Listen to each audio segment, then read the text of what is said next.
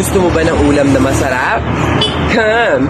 Sasamahan kita dyan and marerecommend ko talaga sa'yo na masarap ang ulam namin.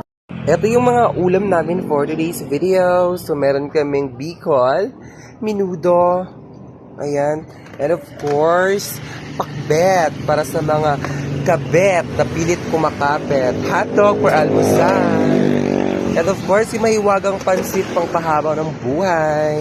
And of course, si Atay Balon-Balunan, hindi mawawala palagi. And ito yung special dish namin, ang binagoongang baboy. Of course, ang palaya. And of course, lutong Ilocano, igado. Ayan guys, yan yung mga ulam namin dito guys.